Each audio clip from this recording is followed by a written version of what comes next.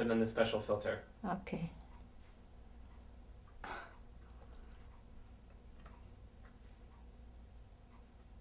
Okay. How are you doing? All right. Yeah. So I wanted to... Oh, wait a minute. You don't Yeah. want me to move too much to stay. Yeah, That- I'll tell you if something's strange. So I wanted to videotape just to get your stories and talk to you about your life and, you know. Well, when I was a little girl, okay, I was brought up in a small town in France called Avignon. The famous bridge, yes. And so is a palace that the popes built in the 14th century, where they left Italy for a century. And the Pope's palace is still there, overlooking the city, which was a walled city. In fact, the walls are still in good shape in many places. And Avignon, I was brought up with a very strict father, a lovely mother who died when I was 20. And the great love of my life was that they had a child when I was already 10, after having had a brother 4 years older than me, whom I adored. And then the little baby arriving when I was already 10 was a great joy. My sister Françoise, whom you all know, lives in Montpellier. And I had I was going to a private school called a pensionnat. It was a private school where I was half boarder. I mean, I went in the morning, came back late afternoon, late evening, right? But I slept at home every night. And I had a very good education, French, passed my baccalaureate with flying colors. And then I went to college in Montpellier, which is a town not about 2 hours train from Avignon. Well, hold on, before we get too far in the story here, tell me, can you remember your grandparents? Yes, both sides.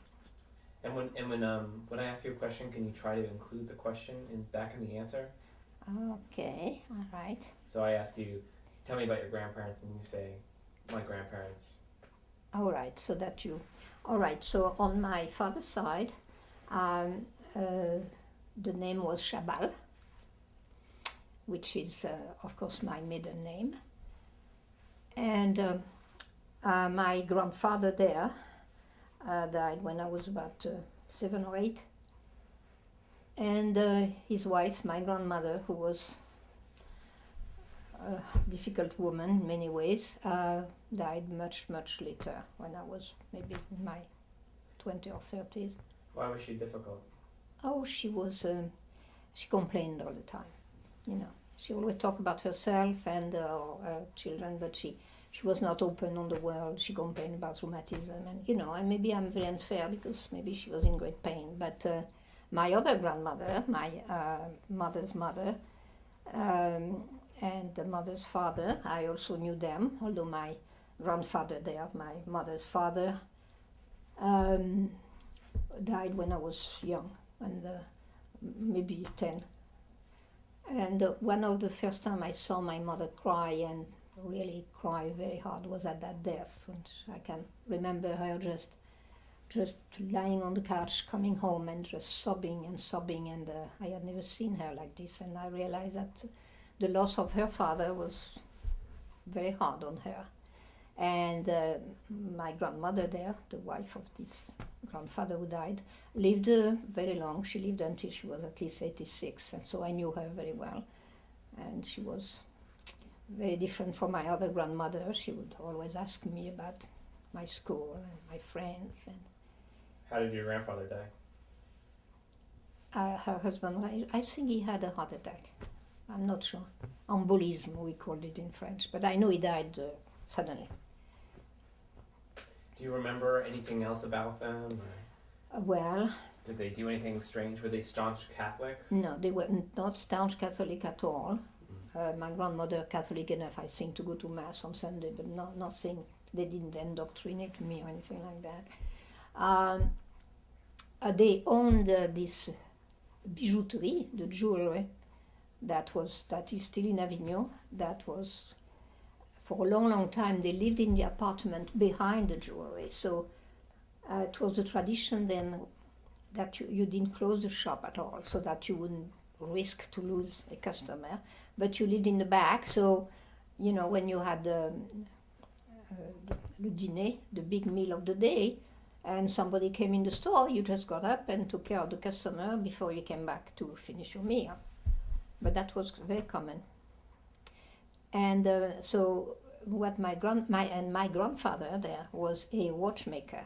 He had been to Switzerland to a special school, and he was known in Avignon to repair watches. Not like today, they were not cheap, they were very expensive. So when you had a watch and something went wrong, like the spring, I remember, you had to bring it to someone who knew all the inside of the watch. And my grandfather was like that because he went to school to learn all that. And he went to school in Switzerland, I remember that detail, which is known for their cuckoo clock. And so, and my grandmother just, was in the store and help customer, and I suppose doing all sort of things you have to do when you sell jewelry.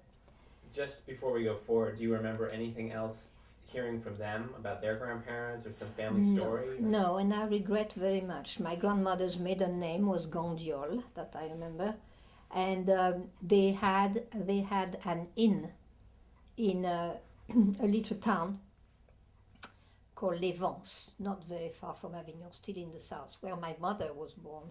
Les L-E-S, Vans, V-A-N-S. And I know there they had an inn called l'Auberge, I think, l'Auberge, which is an inn, du Cheval Blanc, of the white horse. I couldn't guarantee that, but it seems to me that rings. In fact, there was a big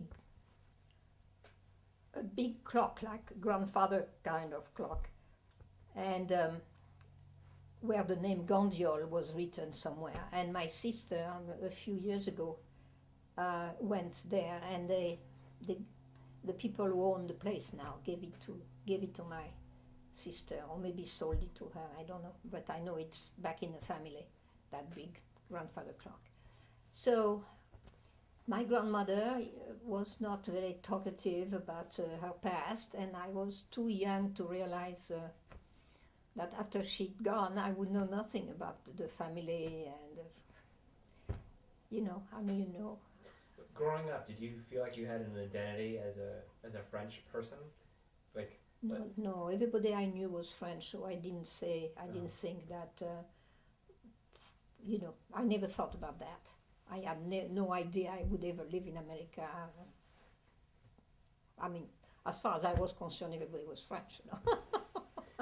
But isn't it true that people of your generation or before, say your grandparents' generation, also did a lot of moving around? Or No, not at all. No, it was not at all a mobile society. No. In fact, if you had a son or a daughter who married a town 100 miles away, it was unbelievable. You would have thought she went to the other end of the world.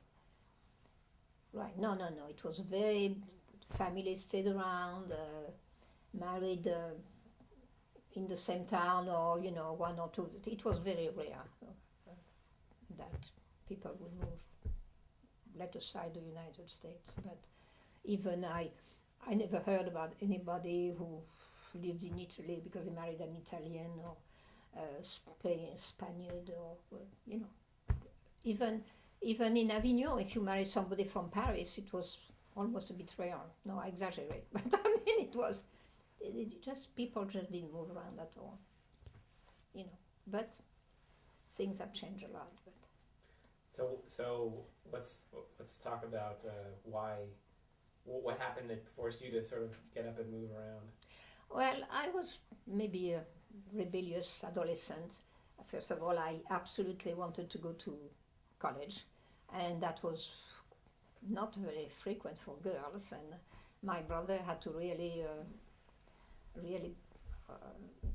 work on my parents so they would let me go to Montpellier, because there was no university in Avignon, so I had to go to Montpellier. And it was, well, finally they let me go. But what was your question before that? Well, I guess obviously, part of your life is dealing with the Second World War. Oh, But I mean, I don't know what time period your life is all talking right. about. When did you go to college? In 42, so it was in the middle of the war. You were going to school in the middle of the Second World War? Yeah. Oh yeah, the train was still functioning. I mean, there was not war in Avignon. I mean, I did see when the Germans occupied the whole of France that they were in the streets and all that, but our life, there was no bombing in the middle. There were bombings before, at the beginning of the war, and then at the end of the war in 44, 45. So wait, what was your first memory of the Second World War even happening? How old were you? Well, I was born in 25, so when the war started in 39, well, I was, 15 or something like that. Well, I do remember my father talking constantly about the situation that was so serious. And then when the war was declared, that was in September 39, I was a young girl, but this was all very perturbing and moving and frightening. How did your family feel about the war? Or that was brewing? At the time, I mean, it was obvious that the German. I mean, it's just like if the First World War wasn't quite finished, although the Treaty of Versailles that ended that war was said that it was not fair, it was too hard on the German. The German had a very, very difficult time finding a normal life after the Treaty of Versailles in 1918. The devaluation of the mark, their money was unbelievable. Many people just died of starvation, and so, then Hitler came, and then they sort of, rearmed, and they became a threat again. But how did your family feel about it? Do you remember your father or your mother talking about? Oh yes, yeah. They were talking about it all the time. Mm-hmm. Well, they felt that it was inevitable. It's very different from how do you feel about the war in Iraq today. It was just, you didn't, Well, what side were they on? I mean, how did they feel about this development? Did they feel like France might win the war? No, well, I just couldn't tell you that. Can you turn it off for a minute? I have to. Sure. I have to sort of gather my thoughts. Stuff. Mm-hmm.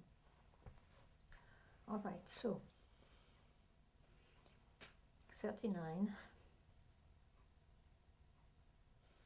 Yeah, my father was mobilized. Mobilized, you said?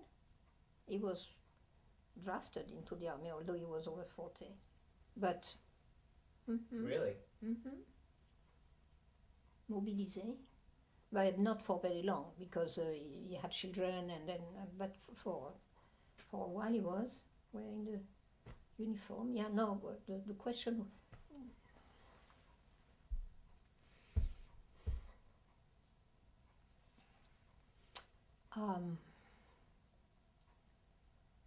It was not a time where you were for or against. Nobody could possibly be against.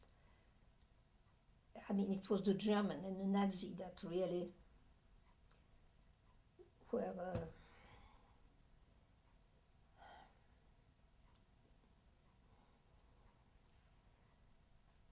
where this decision came on there. Attends just a minute. Alors, so there was a General Pétain and Laval. I'm trying to remember the government. Now, Pétain. Oh, yeah, wait a minute. Jeez. The war.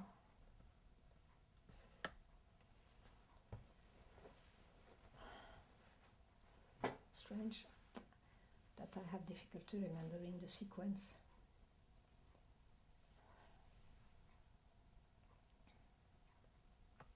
Don't turn it on yet, okay? I'm just shooting some cutaways. What did you say? I'm shooting some cutaways.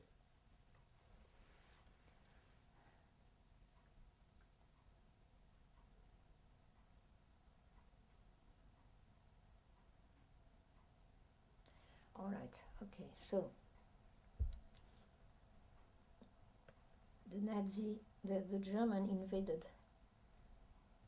They invaded Poland in 1939. Yeah. All right. Yeah. Sure. But Right. I was asking about Poland. Then they invaded and annexed Austria in the September.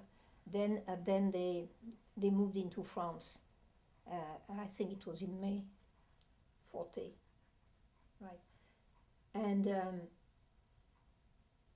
And so there was a sort of beginning of a war, but the Germans were so more armed, and they invaded France very easily. And they invaded and they occupied the northern part of France for a number of months. And they put a puppet government there with a certain, the prime minister was called Laval, Pierre Laval, Laval, and they brought the Maréchal Pétain, who had been made Maréchal during the First World War, and people thought, well, I mean, he could never betray us with the German, but in fact he was a puppet of the Germans there, and the Germans really were the one who were pulling the strings, and particularly arresting Jews. They had done that in Germany and sent the Jews to their death, to the camps. Right, but what do you remember? Because I know everything that you're saying. Oh, you are? Okay. Yeah. And well, I do remember learning about those things slowly, by listening to my father talk at the table, around the table. My brother was older than I was, so they had some discussion. But everybody was frightened of the Nazi and the German without realizing exactly what was going to happen. So I was a young girl, and young girls are not supposed to have opinions. And I was not informed enough to really have opinions. I had the opinions of whatever my father, my brother were discussing. It never came to my mind that you could have different opinion. In 1942, though, when finally the Allies, landed in North Africa, then the Germans decided to occupy the whole of France. So I was in the southern part, and this is when we were occupied by the Germans, and that I saw them in the streets, and it was. But life continued in the sense I went to school, and they occupied France, but not everybody was in the army. But what about your family was involved in? All right. So my brother, it's good that you mentioned that. Well, young man, the age of my brother, was supposed to go and work for the Germans in Germany.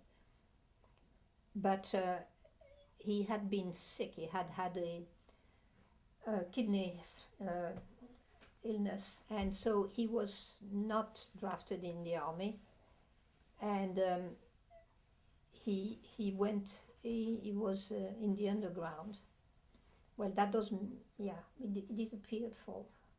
Yeah, he was also arrested by the French police because he was carrying what they call tract, which was literature against the German, warning people, what the Nazis were after. And I remember being very much afraid during that period because my father was very much afraid that my brother would be sent to a camp, although we didn't quite know what those concentration camps were until the end of the war when we realized what it was like, but it was not quite known at that time. But this is a huge period. I mean, this is 2 or 3 years of your life. You don't have a specific memory of something. The first time the Germans showed up in your town, for example, or when you learned that your brother was in the resistance. Yeah. Do you remember? Yes. Well, I do. I do remember when my brother was arrested, and that my father called. Yeah, we knew someone who was the father of Anne-Marie, who later on became my sister-in-law, married my brother. At the time they were engaged, I think. And So, trying to get people who are important in the French government to obtain the liberation of my brother, which in fact is what happened. He was not in jail for more than a week or two. And then after that, I remember he took the train to go and join his fiancée, who was a refugee in the mountains with a family, to avoid the German and the possible bombings. I need some more time to just sort of put all these events together. I haven't thought about them for quite a long time. Fear was really fear of... although fear as a young girl, young people don't feel that they are really in danger, they don't know what that means. However, around you, there are grown-ups who knew more, and this fear is transmitted to younger people. And I remember my parents were very concerned about my little sister, Françoise, who was then maybe 8, 9. And they sent her to a children's home in the mountains, so she would be away from the bombings or the risks of the city, bombings if they did occur. And she has memories of a little girl there feeling totally lost, so far from home. And without knowing it, they sent her there, and in fact there was a lot of what they call maquisards, that were people in the underground who were living in the woods in the Alps, and maybe she was more in danger than she would have been in Avignon. Anyway, well, you make me just go back to memories that I haven't thought about. So you're in but in 1942 you stopped going to college. No, on the contrary. This is when I passed my baccalaureate in 42. There were two parts of the baccalaureate in those days, one in 42 and the other in 43. And then I went to Montpellier, college, and it was still functioning. It was still, people were being taught. The only reason you wouldn't go is, I don't know, if the transportation or the trains were not, I don't know, life was going on. How did you feel about the American invasion of North Africa? Was there a worry that the Americans would now come and France would become involved in it? No? Oh, it was liberation. I mean, it was joy, total, complete joy, right? And when they landed then in June 44, I think it was in Normandy, and also a little while later in the south of France, it was people who had been collaborating with the Germans, of course, which there were a great number of those, they were panicky, but people who had not and were thinking we were being liberated, completely liberated from the German, and it is really what happened. And in fact, it lasted all that winter, because in May, where there was the armistice. Can you remember anything terrible that happened during those times? That you remember personally? Well, yeah, I remember being, when the sirens, sounded, that meant, that's the end of the war. Since the Germans were occupying all of France, there were many strategic points or bridges that were, they were French, but the Germans used those. So one of the goals of the bombing by the Americans and the British were to destroy bridges, for instance, so that the Germans couldn't escape when they knew they were going to land, or when the Allies knew they were going to land, and continue the war and chasing the Germans back to Germany. So there was a lot of bombings there, and you were asking me something frightening. Yes, when the Americans and the British bombed, we knew they were trying to bomb the different bridges over the river Le Rhône, because they were strategic points. So it was rather frightening to go down in La Cave, we call it, which was a very deep basement, because the buildings in Avignon, particularly the one that where we lived, and which belonged to my father and my uncle, had been built maybe in a time when the popes were in Avignon during the Middle Ages, and they were built with those huge pierre de taille, and even with a bomb there, if a bomb had fallen on that building, if you were in the basement, you would have survived. It would have been quite difficult to get out, maybe, but the weight of the building wouldn't have crushed people down, so it was the safest place to be. But that was rather frightening, to be there and to hear the bombers and the bomb falling. That was frightening. Is that really your only memory of combat, so to speak? Yeah, I never saw combat in the streets or anything like that. Very close by, outside of Avignon, but in Avignon itself, where I could have witnessed it, I don't remember now. Maybe there are episodes that I have conveniently forgotten, but no, I didn't see any shooting in the streets. Many people did, though, but... See, when I talk to you, I feel like the Second World War is something that you feel defines you a little bit. Oh, yes. So I'm wondering what it is specifically, what memory or story that you remember that feels like that is part of who you are. I think a lot is my age. This is an age where you define yourself, as you said very well. The teenage years, and this is... I am a child of the war. I say that quite often for many things. The hate of waste, for instance, because we were deprived of a lot of things, and food was very rationed. But you are very right. It defines me a lot, because these are the formative years, and if you are happy, nowadays, you have young people finishing high school and they go to the prom and they, sometimes they take a year off before going to college. It was not that. It was a survival mode most of the time. So do you think you've ever left that mode? Oh, yes. Yeah, well,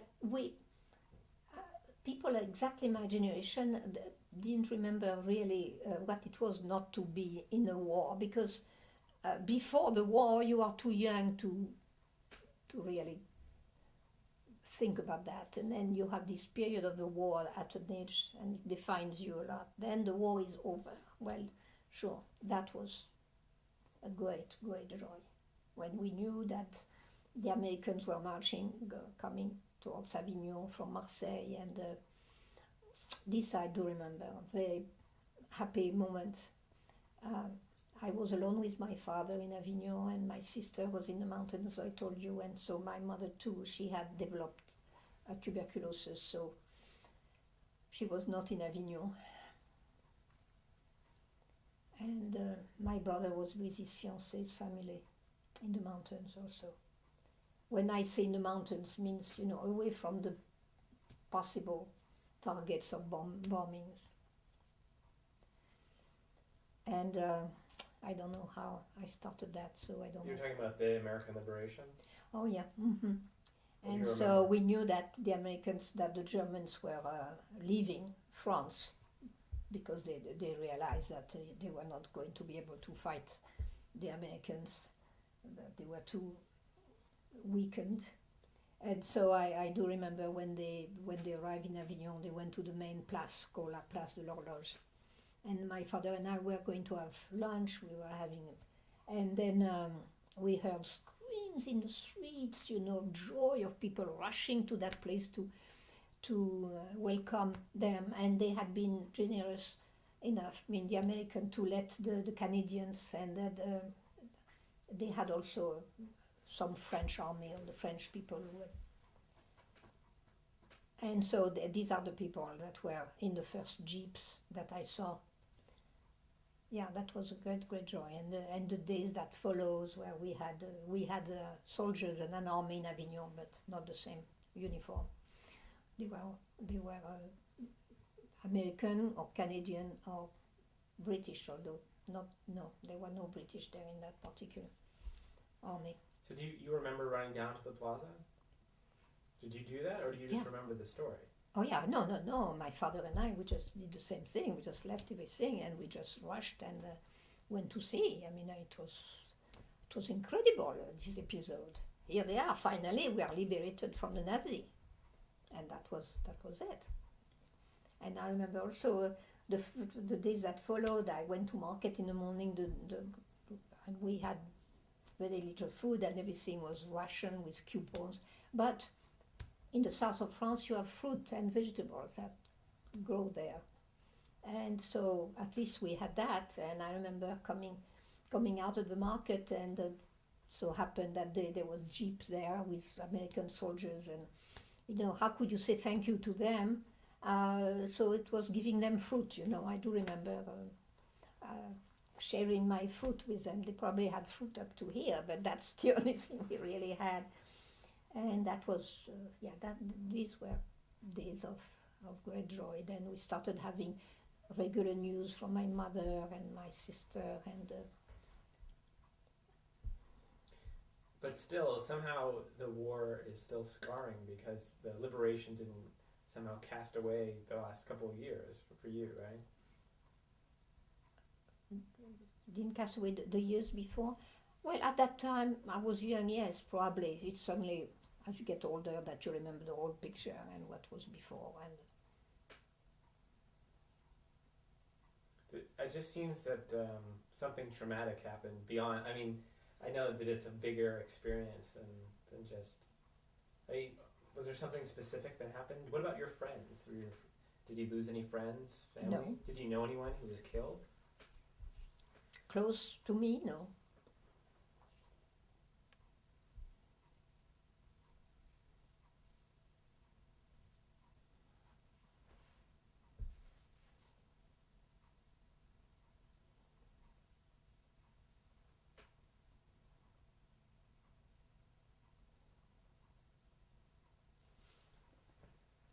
It's strange. I find it strange. I find it hard to put my thoughts together.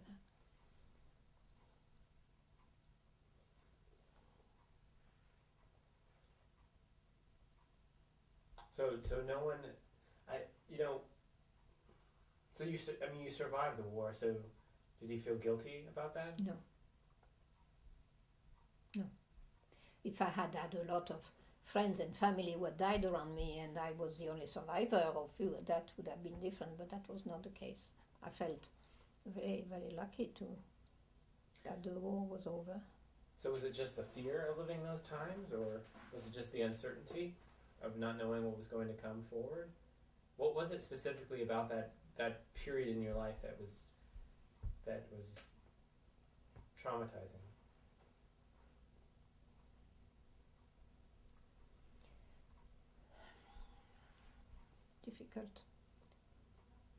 Difficult to answer. I think when you are a young adolescent and you live through, war, WAR, big, like it's war, you have no idea when it will end, you have no idea how it will end, you don't know what life will be after the war is over. It's very traumatizing, something you find it hard to, because even if then you live in peace. I mean, there was long periods of my life where, maybe because I'm old and, I come back to that time in a different way.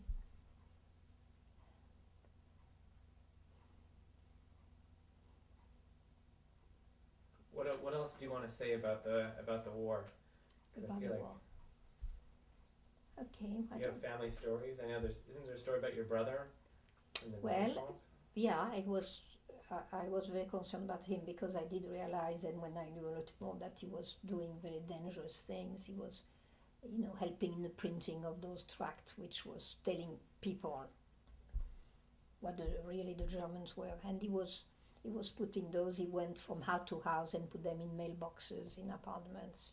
Only that, if he had been caught by even the French police, he would have been arrested and You know, when you were arrested by the Germans, not only your life was in danger, but your life of your family was in danger, and so that was always it. Were you angry Something we knew. Was I angry at what? At him. Oh, no, I admired him. Oh, you mean because he was putting us in danger? No, I felt that he knew, and if he put us in danger, put himself in danger, well, then I was in danger, but that was not something I was angry at him for.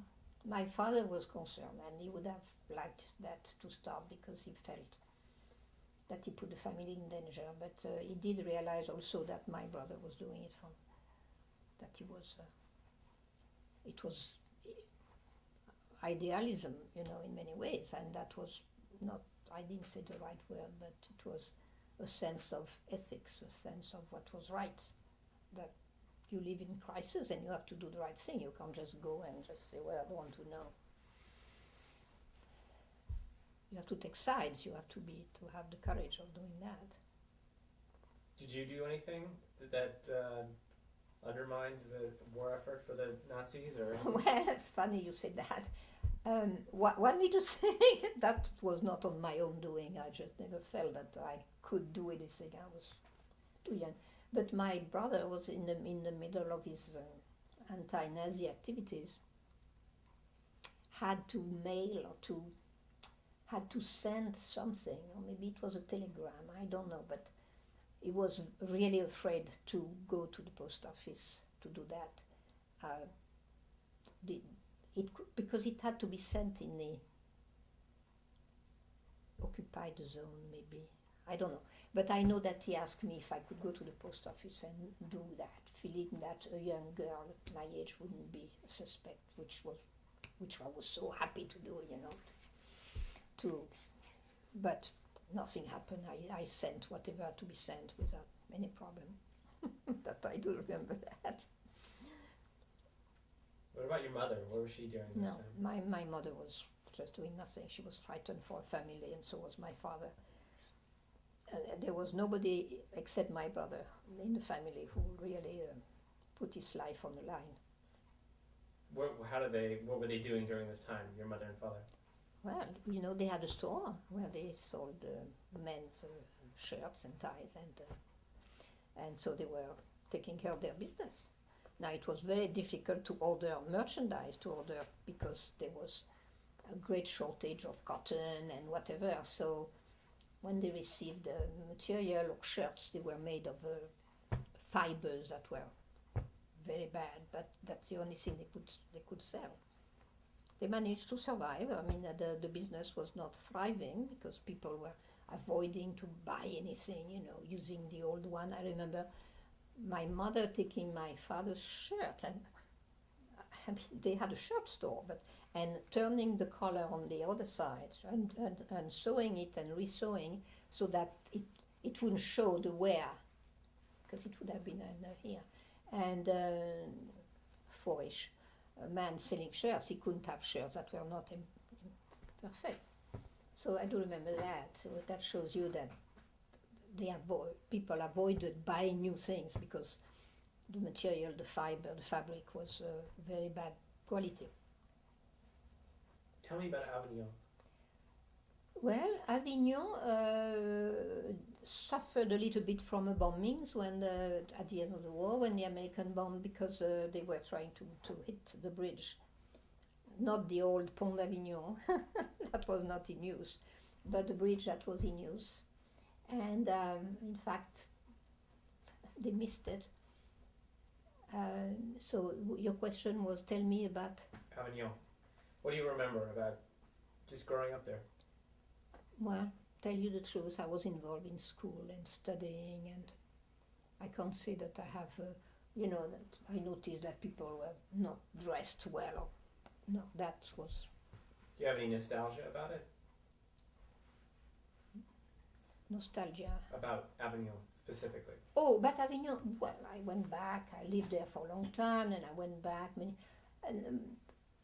No, last time I was there, I was, 3 years ago, to say I have nostalgia. No, when I went through all the little cobble streets that are still in Avignon. It's just, I say, oh, I'm going to turn right and I'm going to see that. And, it comes back to me. But say that now I have nostalgia to go back and see it again.